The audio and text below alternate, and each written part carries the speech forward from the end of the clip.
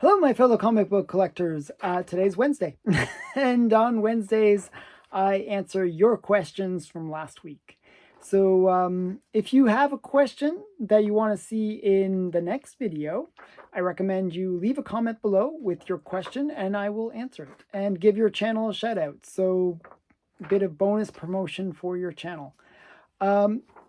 Now let's get into the questions from last week.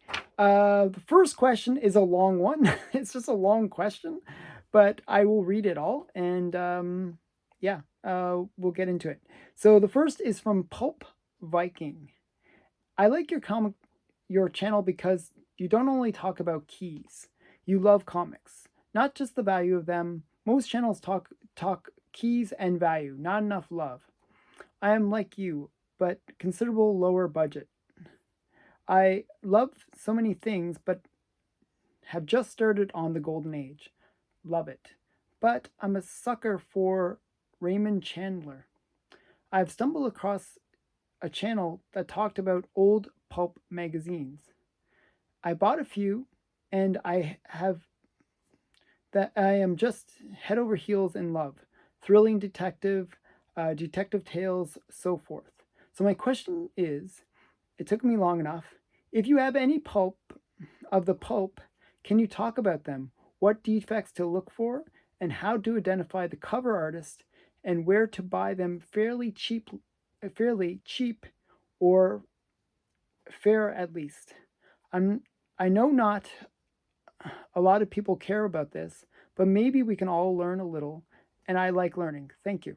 Okay, so you're going to watch me climb. So I have like a box, okay? And I'm going to climb up just to show you how much effort that I have to go through to get to my pulps. I do have a box of pulps. So he asked a very long question. So I figured, hey, I should probably get my box of pulps out. So I got my trusty ladder. This is my ladder. And I'm going to climb up and get to my pulps. It's just up there. So watch this. I'm climbing up. Get to see me climbing up my ladder and getting to my box of pulps. So it's way up here. Of course, it is quite a heavy box. So you can hear me grabbing this big heavy box. Look, oh, this is my pulps. I didn't even have enough space in the box for all the pulps. Okay, so I bought a bunch. I'm going to tell you the story of my pulp collection. So when I was younger, when I was in university, I loved comics. I loved buying comics, but I had no money. I had no money. I was like living in university. I was like eating ramyeon and the basics of being having the university life. Fortunately, I was not like most university students in the respect that I didn't have student loans or anything like that. My parents were generous enough. They did put money aside for my university, so I didn't have to pay for my university myself. So that was quite nice. And they were also good enough to pay for my, my housing. So I had it pretty good, I must admit. However, I still had no money for comics, but I wanted to buy so many comics because I love comics. And I ended up working a whole bunch of bad jobs, really bad jobs. But one of the jobs that I really did enjoy was working at a bookstore. It was a used bookstore. The guy was a bit of a flake. The name of the bookstore was Kaya Bookstores, which I guess is another name for marijuana. It's like his joke. But he had really great books. He had like these amazing books. He was really very astute in terms of being a collector of books. And he just happened to pick up a whole bunch of pulps, like these old pulp magazines. And I thought, hey, these are pretty cool. I really like them. And I learned so much working at that bookstore. It was quite educational. I learned a lot about rare books, and I became very knowledgeable about rare books. So I picked up all these Pulp magazines from his shop, and he sold them to me like for $2 each. It was really cheap. Like if you look, even back then, he had price tags of $15, and he charged me $2 each. I was like so excited. Um, Now, back then, I didn't really know about grading. Grading wasn't like in the 90s. There was grading, but it wasn't to the level that it is today, where we say, fine and very fine and all these kind of different grades, and really understood thoroughly what each grade meant. So I didn't really look at the condition as much as I probably should have. Okay, and pulps are really not the best for maintaining condition. So I'm going to show you some things that are flaws that generally happen with pulps. So the first thing you can look at when you look at pulps in general is this spine. Because they're a square bound book, often what you'll have is like, I'm not sure if you can see it, but things will chip off. And it'll also split along this back. Another thing that'll happen is sometimes the glue that they use will over time get old, and it will the casing, the cover will basically come off of the pulp itself, the magazine.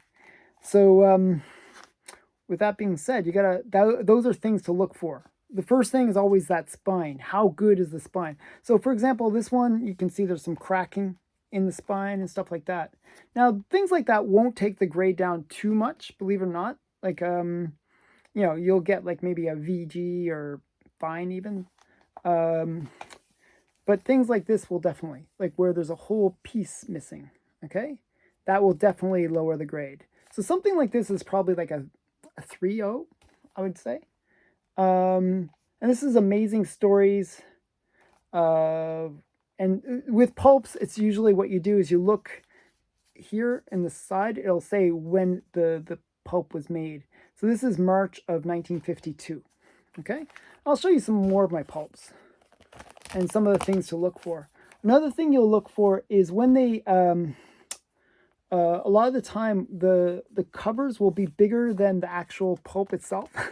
So what will happen is you'll get the cover kind of like coming over the edge of the magazine, and it'll kind of get brittle as a result. It kind of gets ruined a little bit, and you'll see the paper quality on a pulp magazine is pulp level. It is what it is. They really do wear down pretty quick. Fortunately, when I bought these ones, they were all bagged, at least. I probably should rebag them because I haven't bothered changing the bags in 20 years, almost 30 years. So you can see that they're a little bit iffy. So yeah, here's another one, Amazing Stories. Got Planet Comics, or Planet Stories, I should say. Planet Comics, another thing. And then we got, he had a lot of these famous Fantastic Mysteries, and some of these had pretty great covers. So here's one, and this one's in really rough shape. The problem is these pulps, they just fall apart over time.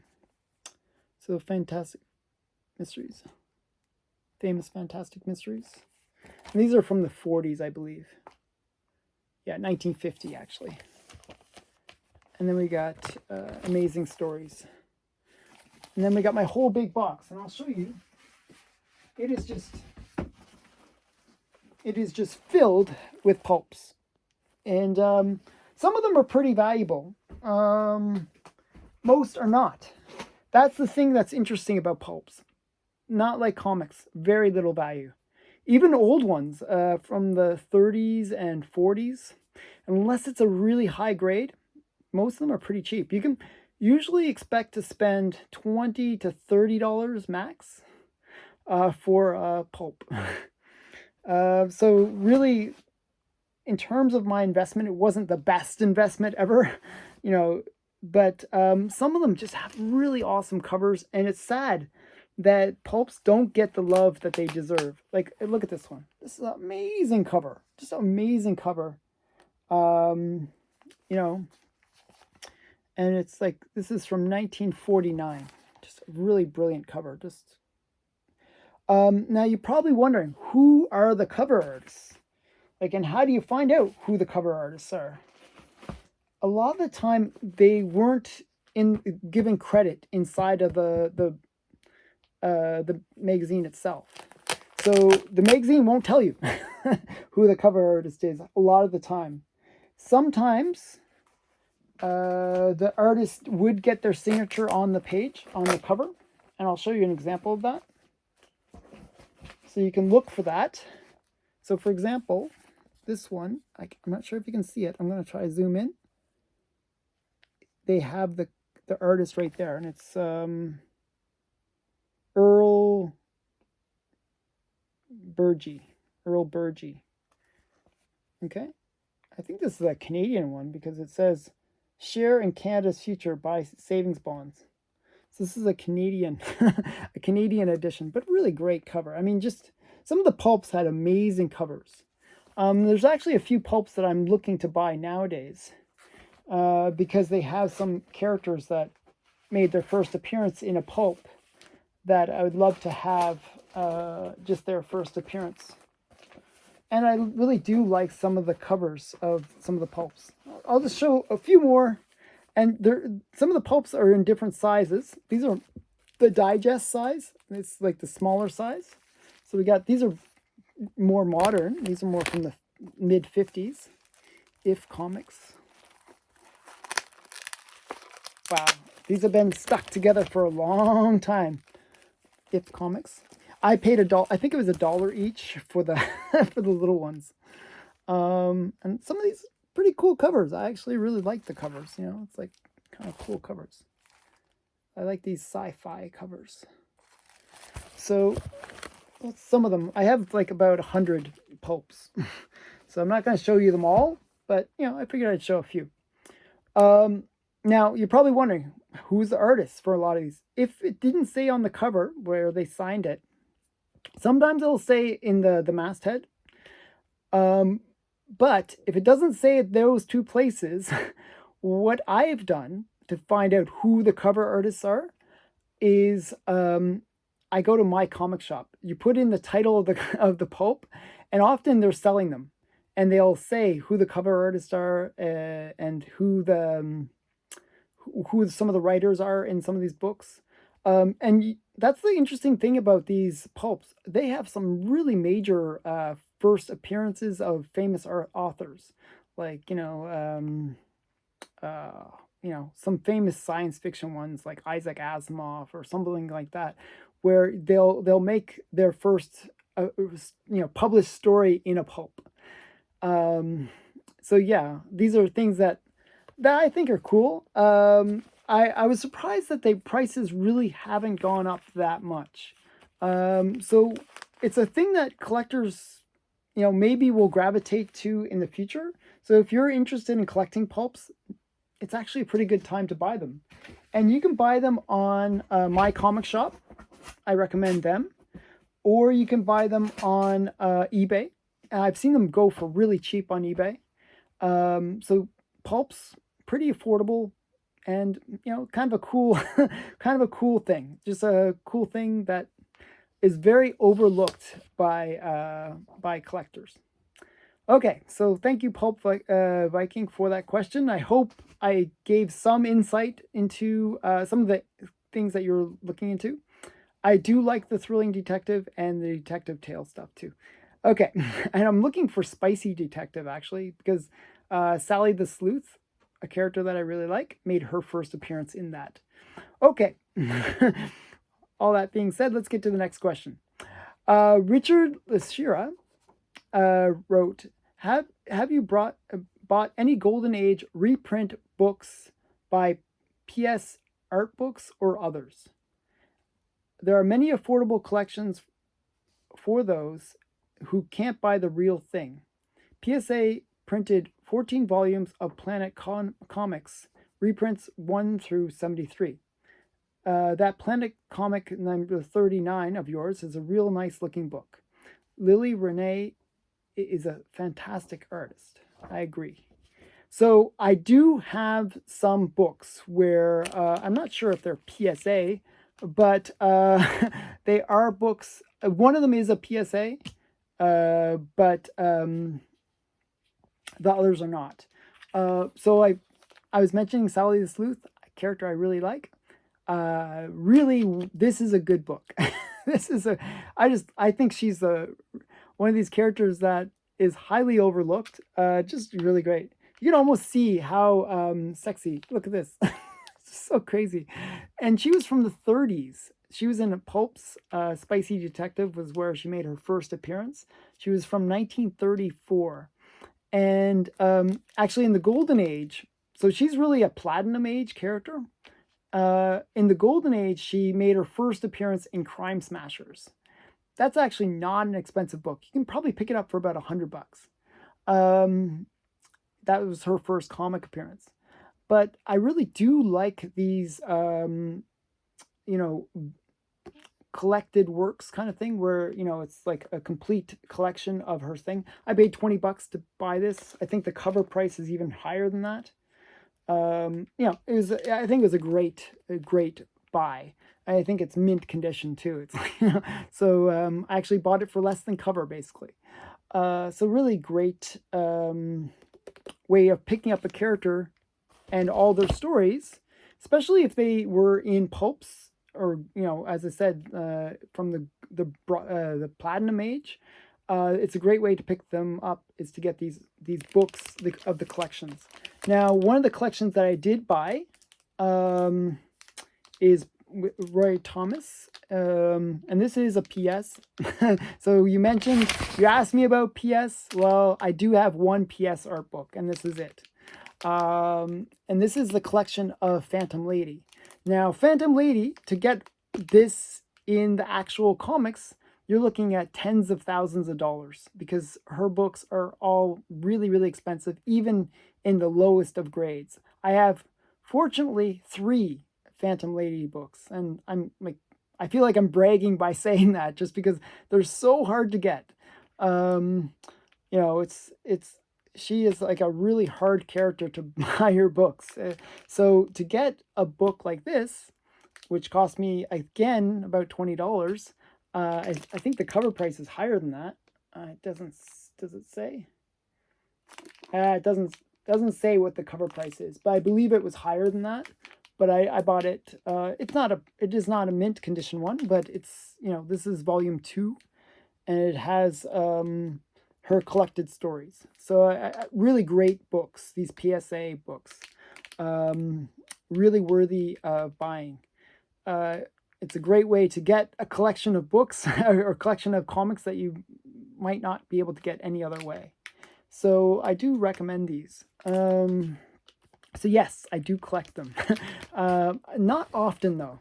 The reason I bought these PS books and like general books in general is a lot of the time you cannot find those comics to read online. So the only way I could find them to read was through buying these like art books basically. And here's another one I bought. This is not a PSA, but it's a collection of Junior and Sunny. It's like Al Felstein's Good Girl Art collection. It's a really good book. I really love this book. I like the fact that the beginning of it really gets into his history. And this was actually done by IDW. So interesting that they produced it. And it features just all of his classic comics. So of these Good Girl art covers and art comics. Al Felstein, just as an aside, he basically did all of the work. He sort of said, oh yeah, I have somebody that can help me do the writing. But he actually wrote and did all the artwork and inking and everything. He did it all for these comics. He put his heart and soul into these Sunny and Junior comics. And I think they're just amazing. I really love Junior and Sunny. I just think they're really, really great. Just similar to Archie in many ways, But just I love the art. I love the art from them. They just have some really good girl art. So um, I hope that answers the question. That was a little bit not as many of the pulp as the pulp, but definitely I have a few. Okay, the next question is from Clinton Rathburn. Question for next week: if Vampirella from the classic Warren years was real and she wanted to do business with your firm, would you take her as a client? Definitely. Just to have like some sexy girl come into my office, that'd be awesome. I would definitely take her as a client. So the classic Vampirella is a little different than the modern Vampirella, just so you know. The classic Vampirella, the first book, she was kind of silly, but like that aside, she didn't really become like a serious character until like book 7, like magazine issue 7, where she basically started getting her own story. But the first story with her, she basically sees humans as lunch. And it wasn't until later that she basically gets trained not to eat us. So they basically give her this special serum that allows her not to go into her, ravenous vampire form. And with that serum, she basically is normal. But it seems like whenever there's a bad guy that is human that needs to be sorted out, oh my goodness, where's the serum? Like she doesn't have it at that moment, and she goes a little crazy and kills the bad guy. So that's the Vampirella of the classic Warren magazine Vampirella. And I think she'd be a fun character. Like, I probably, whenever I have like a really annoying client, I'd bring them both to the meeting and make sure that Vampirella doesn't have her serum. So maybe that's, yeah. Or maybe some of my clients that don't pay, I'll get her to help me. So yeah. So I definitely do love the original Vampirella. She's my favorite. I like the old stuff better than the new stuff. Okay, so the next question is from QE. Hey, my friend, here's my question. You know that I'm a student and I don't have a lot of money to spend. What comics do you recommend for $100 if you're searching for horror covers, independent comics, Nazi cover or story, unknown key, SOTI, and finally movie related? I would be happy to if you could show one book per category. Oh, jeez. Okay. So I'm going to show a bunch of stuff. First one is one that Mark mentioned to me. And I just thought it was a great book. And it's one that has almost all of those elements, but not a SOTI. It's not a SOTI. And it's not Golden Age. It's this one, Witching Hour #1. Now, this book ranges in price, okay? I've seen it go for as low as $50, but it seems to often range in that $100 to $200 range. But this is a good one because it's movie spec. It's got a first appearance spec. It's got the three witches make their first appearance in this book. And it's a great horror cover. It's just kind of like this cool witch cover. So for all that reasons, it's a good book to recommend. Some other ones that I'd recommend, one right here. And this is kind of a weird one. I actually show two that are kind of from this. It's kind of weird, this one.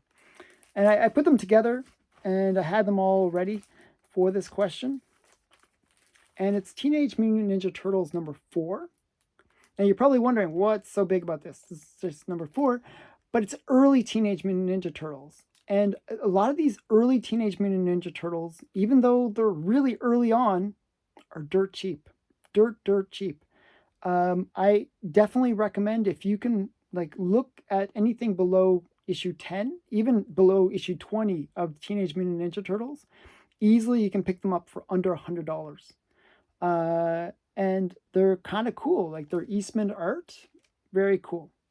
Another more recent Teenage Mutant Ninja Turtles that you can still buy if you like Teenage Mutant Ninja Turtles. You have to like Teenage Mutant Ninja Turtles, but is this one, okay? Which is DWI #1. I recommend this book because it's affordable, and it's the first of the new series of Teenage Mutant Ninja Turtles, and the new series is quite hot. And right now it's kind of in a lull, which is kind of nice. It was sort of really really hot last year, and now it's kind of gone down in pricing, and it's a good time to sort of maybe pick them up again. So you can pick those books up for under $100, and they're both, I think, reasonably good keys. So that's modern, okay. In terms of the golden age, I didn't bring any to show for that, but I would recommend some of the four color, especially Disney related four colors. I probably have some that I could probably show, but the reason I say four colors is what you want to find is a golden age book that's affordable, right? And four colors are generally pretty affordable. You can buy them easily under $100, usually under $50, and they're golden age. I actually remember seeing one store locally where they literally had a long box of like Dell Disney comics from the golden age for $5 each. I was like, I was almost tempted to just buy buy the whole long box because there were some really great books there. I didn't, but I did pick up a couple from them. So the point is, a lot of those books you can pick up pretty cheaply, and there are some keys from those, so you can pick a lot of those keys up. What I found is sometimes what'll happen is a movie will kind of come out again. Okay, so for example, The Rocketeer. It's like not the greatest example because it's not a golden age story, but The Rocketeer had a great movie. I actually liked the first Rocketeer movie. I recommend people check it out and watch it. Really good movie. That movie is going to get remade, and any books related to the Rocketeer will obviously go up. I picked up the first appearance of the Rocketeer, which is from issue #2 of what's it called? Star Slayer. Issue 2 numbers of Star Slayer. I had to think about it.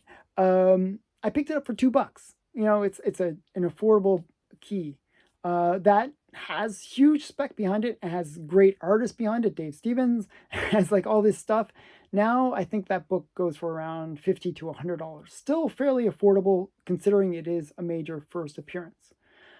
So, you know, what I recommend is looking at like Dell 4 colors.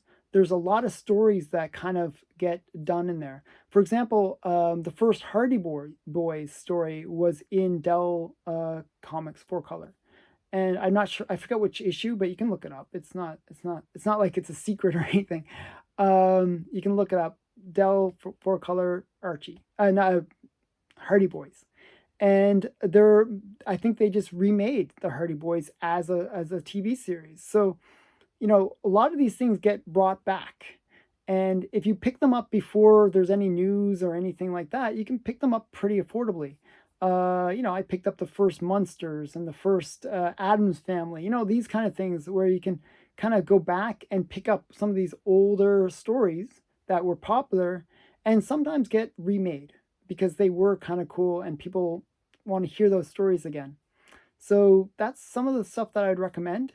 In terms of SOTI books, because I know you like SOTI, and I actually, just as an aside, QE sometimes helps me find comics, and we chat on Instagram. I kind of stole one of his comics. He was like, "Hey, is this a good deal?" I'm like, "Yeah, it's a great deal," and I bought it. I felt really bad for doing that. So that's my. I'll be doing an unboxing where I'll again apologize for stealing that from him. Yeah, I feel bad about that. I really do feel bad about that. So he helps me find books, and sometimes I try to help him find books too. Um, but some of the SOTI ones that are affordable are, any of the crime ones. A lot of the crime ones are really, really affordable. Like Clue, Real Clue, within the SOTI collection. There's a few issues. Crime Doesn't Pay. Some of the SOTI ones are dirt cheap, which is kind of weird because a lot of Crime Doesn't Pay. There are some really big keys in there that are just really about the cover, just these crazy, outrageous covers. They're more expensive, and the SOTI books are relatively affordable. So those ones I would recommend. Classics Illustrated. Obviously I think there's three or four of those which are SOTI books, all under $100, all under $50 even. There's Captain Video, which is another cheap one. There's a bunch. I actually did a video previously about affordable SOTI books, so you can check that out. But the point is, there's lots in there. Another one, you asked me about Nazi covers. Now, recently, strangely enough, before I saw this question, actually I did a search and I bought a whole bunch of Nazi cover related comics. And it's something that I have coming to me soon. And I'll be showing those. So there will be a video where I'll be doing an unboxing where it's going to be a lot of these Nazi covers. There's a lot of really good ones that are just, I kind of like Nazi covers in a way. I'm not a Nazi, I'm the exact opposite, but I think they're interesting. I just think there's that craziness that, you know, it's almost amazing that there was these Nazis. It just, how can we go that crazy?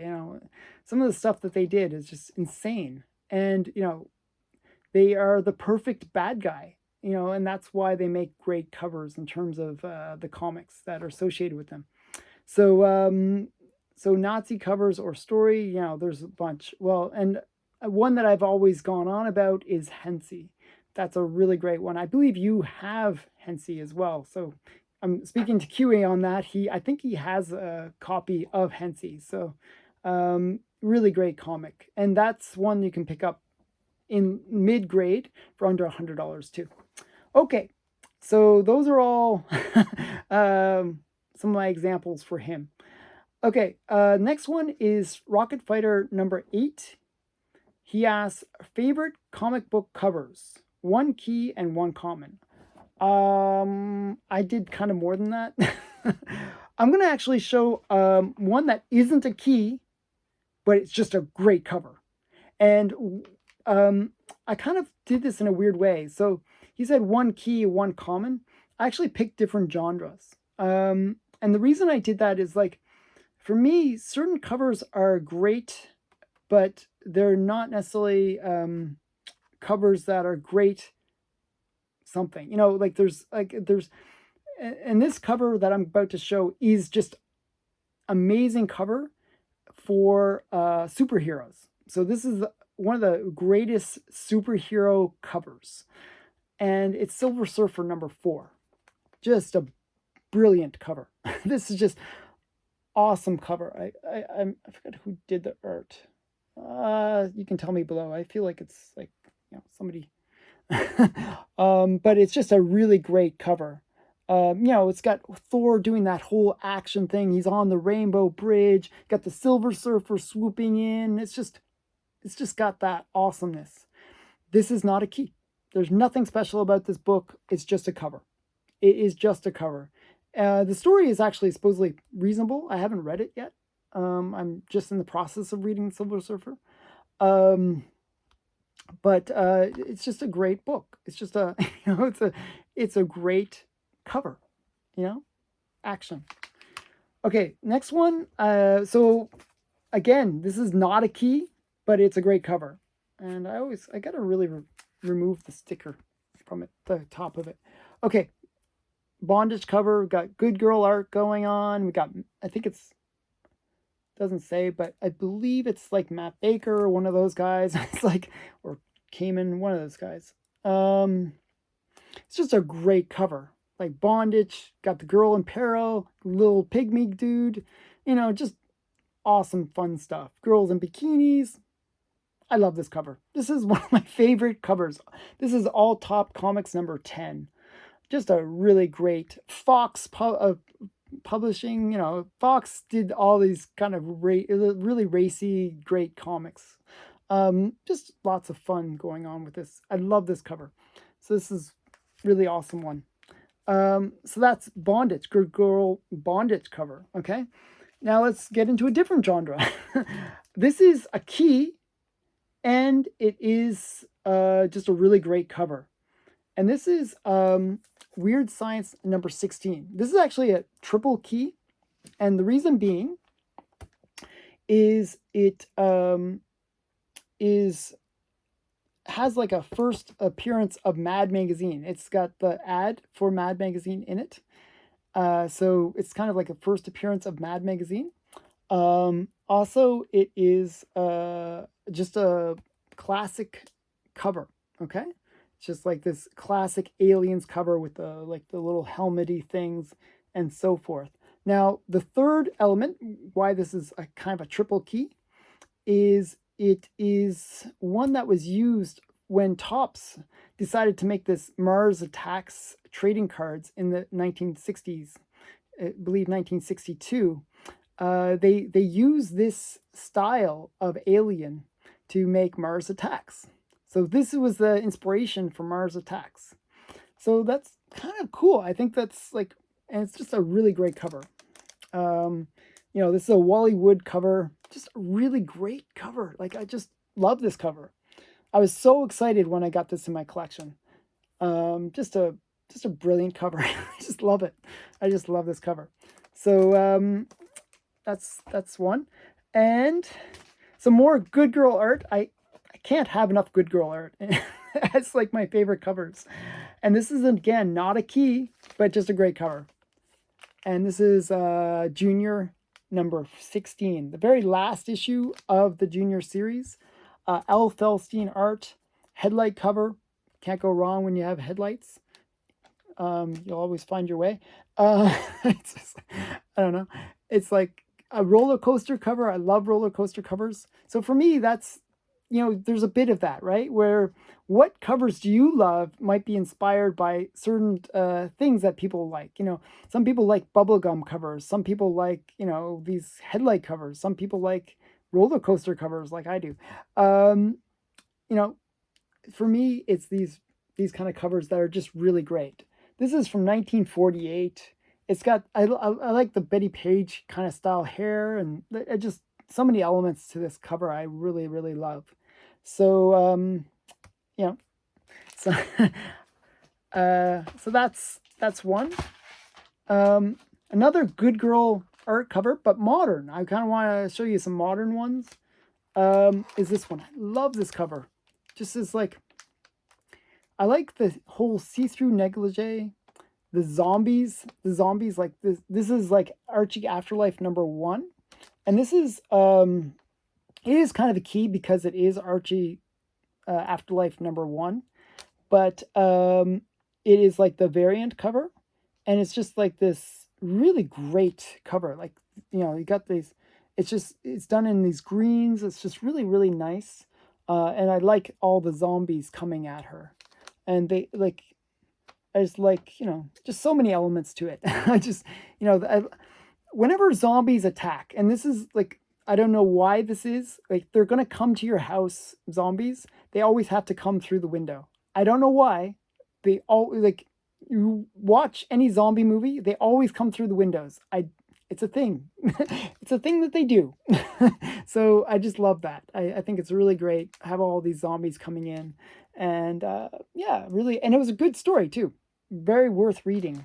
So that's Archie Afterlife number 1.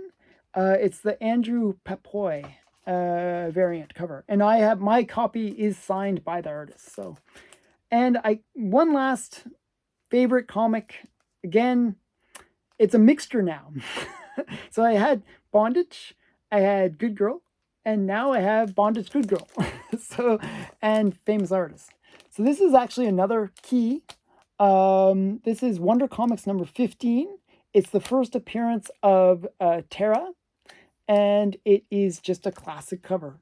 Just an airbrush Alex Schomburg cover. You got the, bondage thing going on. Got the hero in the background, the girl in the red dress, just so much going on. Girl in peril, she's about to get sliced in half. It's like really awesome. Got the microscope and she's like, miniaturized. Just a really great cover. Just lots of fun stuff going on. I really love this comic. So those are some of my favorite. I have like too many favorites. Too many to like, seriously, way too many. Actually, I was going to bring another one, which is kind of a big key. That's a major favorite of mine, but I decided not to. It's still on the wall, but I was thinking of bringing another one. And that was my Sensation Comics number 1. Actually, I was planning on bringing it out, but it was just, I'll leave it on the wall. It's mounted on the wall. It's just kind of crazy. I love that comic, so I like looking at it. Okay, so last question is from Comic Samurai. What percentage of your comics have you read? I try to make it a point to read every comic I own. Okay, so I actually answered this question because he asked me this today. He asked me this actually yesterday in terms of when you're watching this.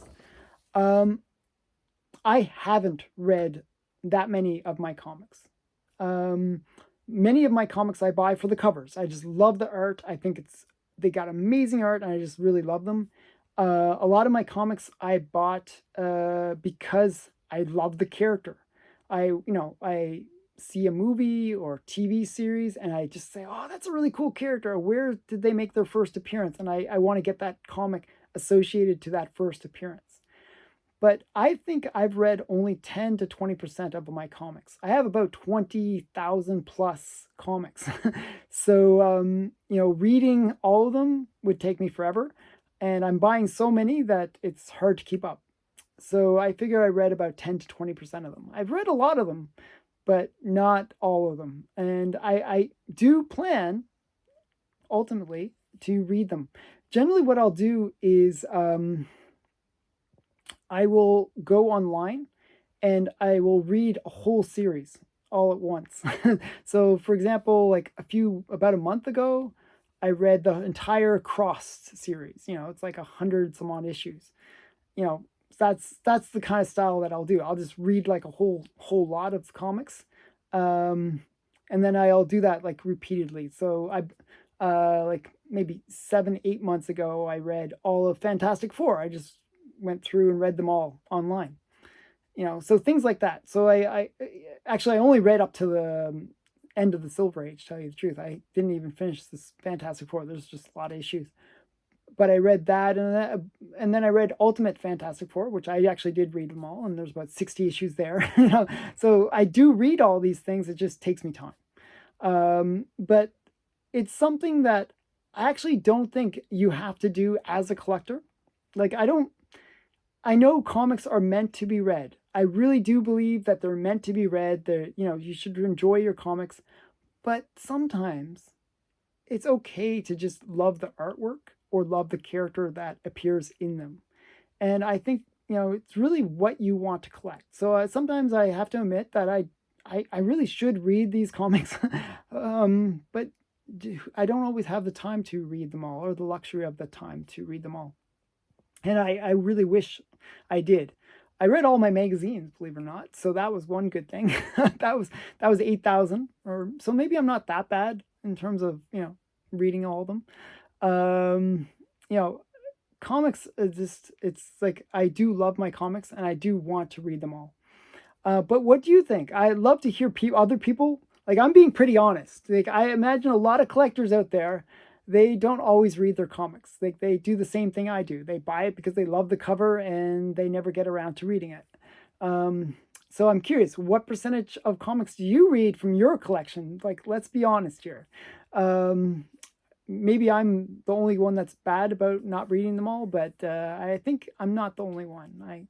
That's my sneaking suspicion. So I'd love to hear people's feedback about that. I'd love to hear people's feedback about the other questions that I answered. What is your favorite comic cover? I'd love to see some kind of cool covers, and maybe I'll pick them up, because I love when people suggest some cool cover and then I go out and buy it because it's just too cool. So yeah, thanks again for watching. Please leave your comments again in the comments below, right? And I will try to answer any questions next week. So thanks again for watching.